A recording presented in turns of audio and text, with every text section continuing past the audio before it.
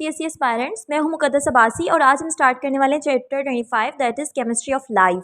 Chemistry of life जिसे हम biochemistry भी कहते हैं, इसमें हम कुछ बायोमोलिक्यूल्स पढ़ेंगे जैसे कार्बोहाइड्रेट एंड लिपिड्स, प्रोटीन्स वगैरह, हमको डिटेल्स में पढ़ेंगे और इन्हीं से रिलेटेड फिर एमसीक्यूज़ काफ़ी सारे आ भी जाते हैं। अब कार्बोहाइड्रेट्स पर आते हैं। कार्बन की मीनिंग दे रहा है and hydrate means water.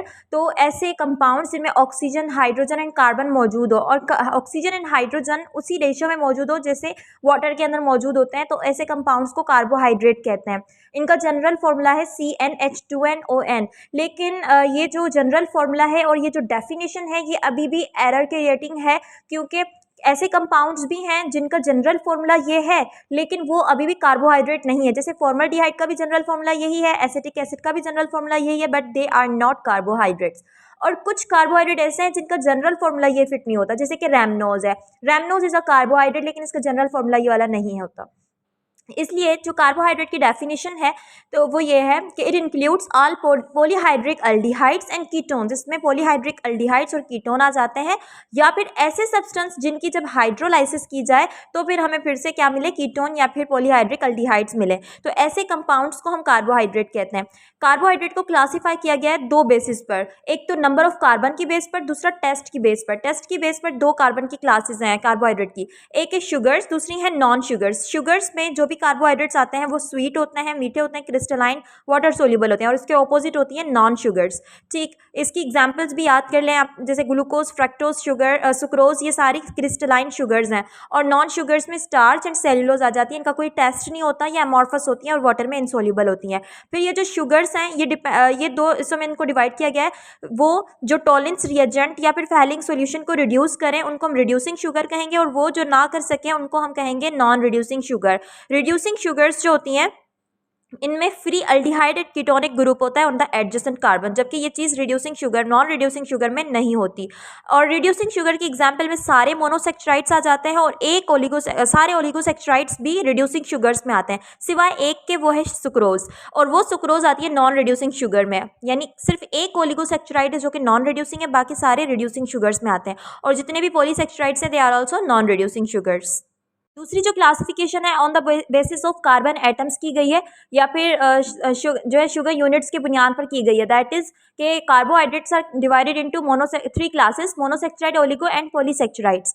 Mono means single and saccharum means sugar. तो इसमें क्या होगा कि शुगर के सिंगल यूनिट्स होंगे, या फिर ऐसे कहें कि हमें इसमें 3 to 10 कार्बन के एटम्स मिलेंगे। ये सिंपलेस्ट होंगी, इनको हम फर्दर हाइड्रोलाइज नहीं कर सकते। ठीक, इनकी नेमिंग जो होती है वो इस तरीके से की जाती है कि अगर इन शुगर्स में अल्डिहाइड ग्रुप मौजूद है तो उनको हम अल्डोज कहेंगे, और अगर कीटोनिक ग्रुप मौजूद है तो कीटोज कहेंगे। और फिर इनकी नेमिंग के दौरान एक और चीज़ भी ऐड की जाती है कि नंबर ऑफ कार्बन एटम को भी जिक्र किया जाता है। जैसे ग्लाइसरल्डिहाइड, ये अल्डिहाइड ग्रुप होता है लेकिन इसमें टोटल 3 कार्बन आ रहे होते हैं, तो इसको हम नाम देंगे अल्डो ट्राइओज। 4 होंगे तो अल्डो टेट्रोज, और 6 होंगे तो अल्डो हेक्सोज। इस तरीके से इसकी नेमिंग की जाएगी। और अगर कीटोन ग्रुप है तो कीटो हेक्सोज। याद रखें ग्लूकोज और फ्रक्टोज एक दूसरे के आइसोमर है, और इसमें ये फंक्शनल ग्रुप आइसोमर्स हैं एक दूसरे के। ये अल्डो हेक्सोज है तो दूसरा कीटो हेक्सोज है। ठीक, अब आते हैं ग्लूकोज की थोड़ी बहुत डिटेल पर। ग्लूकोज जिसको हम डेक्सट्रोज भी कहते हैं, ग्लूकोज को डिवाइड किया गया है 2 हिस्सों में। देखें, ग्लूकोज ओपन चेन भी होता है, क्लोज्ड चेन भी होता है।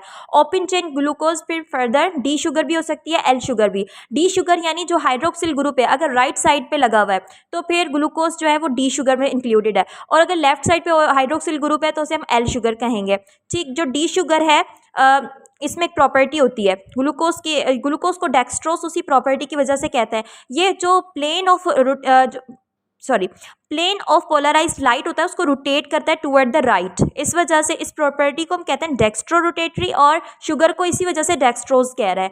ठीक, जबकि ये प्रॉपर्टी एल शुगर या फिर किसी और शुगर की टाइप में नहीं है, इसलिए ओवरऑल ग्लूकोज को हम डेक्सट्रोज इसी प्रॉपर्टी की वजह से कहते हैं। क्लोज्ड चेन पर आए तो जो ग्लूकोज की क्लोज्ड चेन है उसमें भी इसी तरीके से अगर hydroxyl group right hand side पर है तो उसे हम अल्फा आइसोमर कहेंगे, और अगर लेफ्ट हैंड साइड पर है तो उसे हम बीटा आइसोमर्स कहेंगे।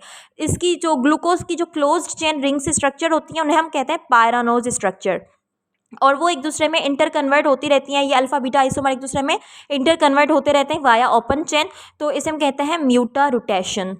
फिर फ्रक्टोज पर थोड़ा बहुत लिखा है मैंने कि फ्रक्टोज जो होता है उसे हम लेव्युलोज भी कहते हैं। लेव्युलोज इसकी लेव्युलेटरी प्रॉपर्टी की वजह से कहते हैं क्योंकि इसमें जो प्रॉपर्टी है वो ये है कि ये प्लेन ऑफ पोलराइज्ड लाइट को टुवर्ड्स नेगेटिव रोटेट कर देता है, इस वजह से इसको लीवोल्यूज कहते हैं और इस प्रॉपर्टी को लेवोरोटेटरी प्रॉपर्टी कहते हैं। ठीक, अब देखिए ग्लूकोज की बिल्कुल ऑपोजिट प्रॉपर्टी है। अब ग्लूकोज की जो रिंग स्ट्रक्चर थी उनको हम पायरानोज स्ट्रक्चर कह रहे थे। इसी तरीके से फ्रक्टोज की जो रिंग स्ट्रक्चर है उनको हम फुरानोज कहते हैं। गैलेक्टोज एक अल्डोहेक्सोज है, अल्डिहाइड ग्रुप होगा और इसमें हेक्सोज यानी 6 कार्बन होंगे। अब गैलेक्टोज जो है फ्रीली नेचर में नहीं मिलता, मिल्क के साथ मिलता है। अब आते हैं ओलिगोसेक्चराइड। ओलिगो मीन्स फ्यू, इसमें क्या होगा, कुछ मोनोसेक्चराइड्स होंगे, 2 to 10 मोनोसेक्चराइड्स जब आपस में जो है कंबाइन होंगे तो वो ओलिगोसेक्चराइड बनाते हैं, लिंकेज बनाकर ओलिगोसेक्चराइड्स बनाते हैं। अब आते हैं इसकी एग्जाम्पल पर। सुक्रोज, माल्टोज, लैक्टोज ये तीनों जो है ओलिगोसेक्चराइड की एग्जाम्पल है। इनकी कंपोजिशन मैंने लिखी हुई है कि किन दो मोनोसेक्चराइड से ये सुक्रोज बन रही है और इसी तरीके से माल्टोज वगैरह, और उनकी लिंकेज भी लिखे हुए हैं। कार्बोहाइड्रेट में आप ग्लाइकोसाइडिक लिंकेज ही देखेंगे क्योंकि ग्लाइको का वर्ड यूज ही कार्बोहाइड्रेट्स के लिए ही करते हैं। ग्लाइकोसाइडिक लिंकेज क्या होता है कि एक कार्बन 2 ऑक्सीजन के साथ लिंक्ड होगा। इसके ऑपोजिट ईथर लिंकेज होता है। ईथर लिंकेज में एक ऑक्सीजन 2 कार्बन के साथ लिंक्ड हुआ होता है। अब आते हैं पॉलीसेक्चराइड्स पर, third class of carbohydrates. Poly means many, इसमें बहुत सारे मोनोसेक्चराइड्स जो होंगे मौजूद होंगे, मतलब मोर देन 10 मोनोसेक्चराइड्स आपस में मिलकर पॉलीसेक्चराइड्स बनाते हैं। इनका कोई टेस्ट नहीं होता, एमॉर्फस होंगी, इनसॉल्युबल होंगी। पॉलीगोसेक्चराइड एनिमल्स में भी होती हैं, प्लांट्स में भी होती हैं। एनिमल में जैसे कि ग्लाइकोजन है, ये इट्स ऑल्सो पॉलीसेक्चराइड, और प्लांट में स्टार्च, सेल्यूलोज वगैरह ये सारे पॉलीसेक्चराइड्स होते हैं। ये जो सेल्यूलोज है ये अमाइलोज, अमाइलोपेक्टिन दोनों फॉर्म में मिल सकता है। अमाइलोज मीन्स जब ओपन चेन स्ट्रक्चर हो, amylopectin means highly branched structure. ठीक, इसमें 1416 लिंकेज हुआ होता है। ये 1416 लिंकेज, और ये चीज़ें आपको याद रखनी है। जैसे सुक्रोज के अंदर जो है वो 1 to ग्लाइकोसाइडिक लिंकेज हुआ है इस तरीके से। उसके बाद अमाइनो एसिड पर आते हैं। Amino acid it's a monomer for protein. ये बेसिक यूनिट होता है प्रोटीन का। बहुत सारे अमाइनो एसिड्स मिलकर प्रोटीन बनाते हैं।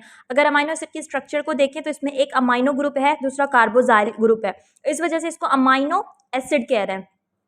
अब ये जो अमाइनो एसिड है इसमें अगर NH2 और कार्बोक्सिलिक ग्रुप ये दोनों एक जितने लगे हुए हैं तो उसे हम न्यूट्रल अमाइनो एसिड कहते हैं, और अगर अमाइनो ग्रुप ज़्यादा लगे हुए हैं तो वो बेसिक अमाइनो एसिड में आ जाएगा, और अगर कार्बोक्सिल ग्रुप ज़्यादा लगे हुए हैं as compare to amino group तो वो एसिडिक अमाइनो एसिड होता है।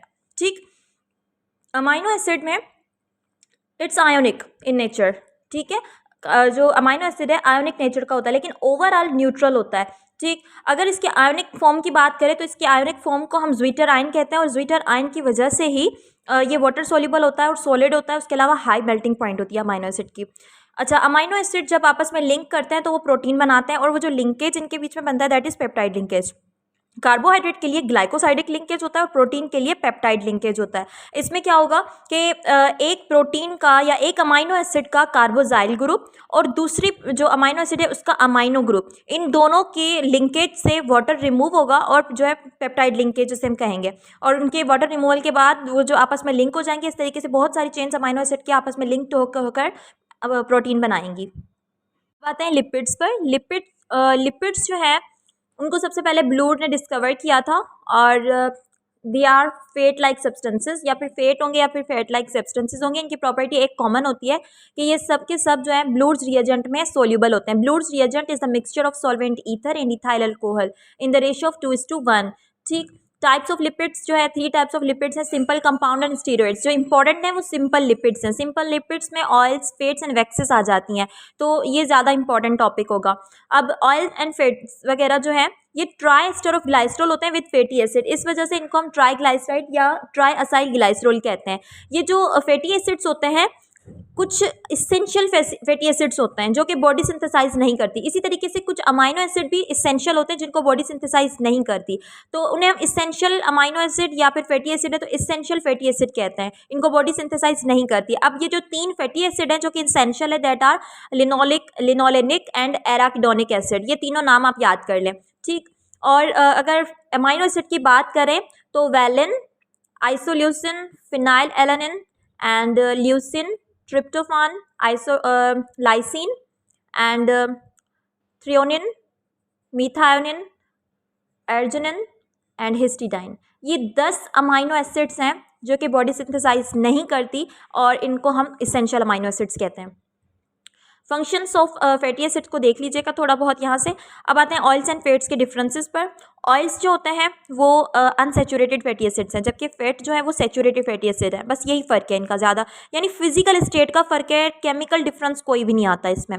ऑयल जो होंगे वो रूम टेम्परेचर पर लिक्विड होंगे और उनकी मेल्टिंग पॉइंट बिलो 20 सेंटीग्रेड होती है। उसके ऑपोजिट आप फेट्स को देख लें कि they are solid at room temperature and their melting point is greater than 20 centigrade. Oils जो होते हैं वो दो तरह के होते हैं, oil drying and non drying oil. जो ड्राइंग ऑयल होते हैं इनमें डिफरेंस सिर्फ इतना है कि इसमें large number of glyceride chains होंगी, इसमें जो है वो very negligible amount of chains होता है। ठीक। और फिर जो टॉपिक है that is rancidification of fats and oils. Rancidification का मतलब होता है कि जो फैट्स होते हैं इनका ऑफ टेस्ट हो जाना और ऑफेंसिव ऑर्डर प्रोड्यूस करना, दैट इज कॉल्ड रेंसिडिफिकेशन। अब ये जो ऑफ टेस्ट हो जाते हैं इसका रीज़न ये है कि जैसे ही हम इनको एयर की तरफ एक्सपोज करते हैं फिर ही ये प्रोसेस होता है। एयर की तरफ एक्सपोज करने से हाइड्रोलाइसिस हो जाती है इनके एस्टर लिंकेज की। फैटी एसिड में एस्टर लिंकेज होता है, याद रखें ये बात। ग्लाइकोसाइडिक लिंकेज होता है किसमें, कार्बोहाइड्रेट में। पेप्टाइड लिंकेज प्रोटीन में। और जो फेट्स हैं उसमें एस्टर लिंकेज होता है। अगर ये एस्टर लिंकेज हाइड्रोलाइज हो जाए तो ये ऑफ टेस्ट हो जाएंगे, क्योंकि फैटी एसिड प्रोड्यूस होते हैं जिनका टेस्ट सोर टेस्ट होता है। दूसरा ये कि इनमें डबल बॉन्ड जो होते हैं उनकी ऑक्सीडेशन हो जाती है जब हम इनको एयर की तरफ एक्सपोज करते हैं। अब ऑक्सीडेशन से क्या होगा, इनकी जो वोलेटाइल ऑर्गेनिक कंपाउंड्स अल्डिहाइड्स बनते हैं जिसकी वजह से इनकी ऑर्डर जो है वो चेंज हो जाएगी। Saponification of fatty acid. Saponification it's the reverse process of esterification. इसमें क्या होगा कि ऑयल्स एंड फैट्स की हाइड्रोलाइसिस होगी जब हम इनको स्ट्रॉन्ग अल्कली के साथ ट्रीट करेंगे। As a result sodium potassium salt बनता है with long chain fatty acid and glycerol. तो इस प्रोसेस को हम कहते हैं सेपोनिफिकेशन, यानी अल्कली के साथ ट्रीट किया जाए और फिर इनकी हाइड्रोलाइसिस हो जाए फैट्स एंड ऑयल्स की, तो हम सेपोनिफिकेशन कहेंगे। वैक्सिस जो है ये भी सिंपल लिपिड्स में ही आती हैं। Waxes they are long chain of carboxylic acid and with long chain of alcohol, तो उनको हम वैक्सिस कहते हैं। ये लो मेल्टिंग पॉइंट होती हैं और वैक्सी होती हैं। कॉम्प्लेक्स लिपिड्स होते हैं। कॉम्प्लेक्स लिपिड्स में लिपिड्स के साथ कुछ कॉन्जुगेट हुए हुए कुछ और मॉलिक्यूल्स होते हैं, जैसे कभी फॉस्फो वो क्या कार्बोहाइड्रेट हो गए या फिर प्रोटीन को कॉन्जुगेट कर लिया। सो कॉन्जुगेटेड लिपिड्स होते हैं वो कॉम्प्लेक्स लिपिड्स होते हैं। स्टीरॉइड्स में कोलेस्ट्रॉल, कॉलिक एसिड, प्रोजेस्टेरॉन, ये चीज़ें आ जाती हैं। इंजाइम पर आएँ तो enzyme they are biocatalyst, biochemical reactions में कैटालाइज करते हैं रिएक्शंस को और लिविंग सेल के अंदर सिंथेसाइज होते हैं। They are unchanged while reacting. और इसमें अगर ये पूरे प्रोटीनियस इन नेचर होते हैं, एंजाइम्स प्रोटीनियस होते हैं नेचर में, लेकिन अगर इनके साथ नॉन प्रोटीन पार्ट अटैच है तो उसको हम कहते हैं कोफैक्टर। कोफैक्टर अगर परमानेंटली अटैच है तो उसे हम प्रोस्थेटिक ग्रुप कहेंगे, और अगर टेम्पररी एसोसिएशन बना रखी है तो उसे हम कोएंजाइम कहते हैं। ठीक। अच्छा, उसके बाद आइसो एंजाइम उन एंजाइम्स को कहते हैं जो कि same type of chemical reaction को कैटालाइज कर रहे हो। और जाइमोजिन या प्रो एंजाइम उन एंजाइम्स को कहते हैं जो कि पहले इनएक्टिव फॉर्म में मौजूद हो, जैसे पेप्सिनोजिन बाद में पेप्सिन में कन्वर्ट होता है, ट्रिप्सिनोजिन बाद में ट्रिप्सिन में कन्वर्ट होता है। सो जो ये एंजाइम्स होते हैं ये प्रो एंजाइम या जाइमोजिन कहलाते हैं। नॉमेनक्लेचर पर आए तो ट्राइवियल नेमिंग में क्या होता है, ASE ऐड किया जाता है at the end of substrate. जैसे सबस्ट्रेट अगर सुक्रोज है तो एंजाइम के लिए सुक्रेज यूज़ होता है। अगर लैक्टोज को कैटेलाइज करना है तो लैक्टेज यूज़ होगा, यानी सबस्ट्रेट के एंड में ASE लग रहा है। सिस्टमेटिक नेमिंग में क्या होगा कि टाइप ऑफ रिएक्शन के एंड में लगता है। ठीक है, जैसे लाइपेस है लिपिड की, या डिहाइड्रोजिनेस है, सॉरी डिहाइड्रोजिनेस यानी उसमें डिहाइड्रोजिनेशन हो रही होगी। ऑक्सीजिनेस है उसमें ऑक्सीडेशन हो रही होगी। इस तरीके ऑक्सीजन जो है वो इनकार्पोरेट हो रही होगी, यानी टाइप ऑफ रिएक्शन की बेसिस पर ASE लग रहा है तो उसे हम सिस्टमेटिक नेमिंग कहेंगे। एंड में आप बस वाइटामिन के लिए ना ये याद रख लें, ये विटामिन्स और स्क्रीनशॉट लेते जाएं, और ये जो है ना इनके नेम्स हैं, तो नेम्स आ जाते हैं अदर नेम्स। नेम्स याद रखने, सोर्सेज को याद नहीं करना क्योंकि मिलती जुलती सोर्सेज हैं। एक नज़र देख लेना है बस, क्योंकि कोई भी यूनिक सोर्स नहीं है। कोई ग्रीन वेजिटेबल भी देखेंगे तो कि तकरीबन सब में रिपीट हो रहा है। डेफिशिएंसी काजेज, ये चीज़ याद रखनी है। जैसे बहुत दफ़ा जो क्या बेरी बेरी किस वजह से होती है, और नाइट ब्लाइंडनेस के रीज़न क्या है, कौन से विटामिन की डेफिशिएंसी से ये रीज़न होता है। Bleeding of teeth, anaemia, scurvy, ये विटामिन C की वजह से होता है।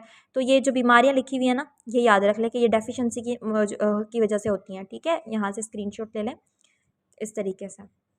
उसके बाद इनका डेली रिक्वायरमेंट है, मुझे नहीं लगता इसमें से कुछ आए, लेकिन एक नज़र बस इसको भी देख लीजिएगा और इनके फंक्शंस को।